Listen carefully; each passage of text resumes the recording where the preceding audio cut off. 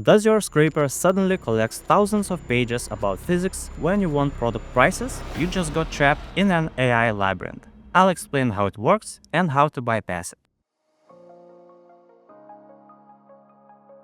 So what is an AI labyrinth? It's a more advanced version of traditional honeypots, where fake web elements are added as distractors for bots. Here's how it works. First, Cloudflare embeds invisible links on protected websites. These links are completely hidden from human visitors, but visible to bots parsing the website's HTML. So, when you're making requests too fast or your TLS fingerprint looks suspicious, Cloudflare detects bot activity and these hidden links become active traps. When you click a trap link, it redirects you to AI-generated pages stored in Cloudflare's system. These pages contain real scientific content but have nothing to do with the website you want to scrape.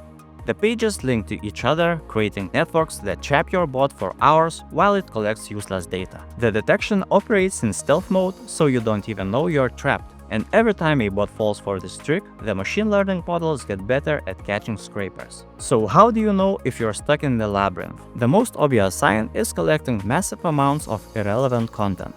Look for these red flags: increased response times, unusually high data volumes, and pages with no real backlinks or references. Now, you're probably wondering, how to avoid AI labyrinths when web scraping? The golden rule is to mimic real user behavior.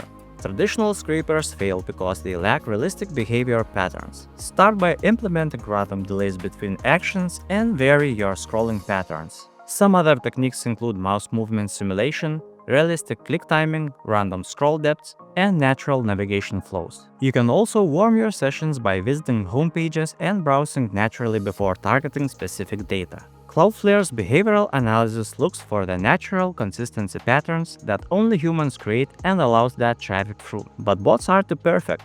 They click at exactly the same speed and scroll at identical rates, so add controlled randomness to everything. Finally, use reliable automation tools. Playwright and NoDriver currently offer the best success rates, especially with proper stealth configurations. Plus, these tools can match Chrome's TLS signature almost perfectly, making you even less detectable. Tip number 2.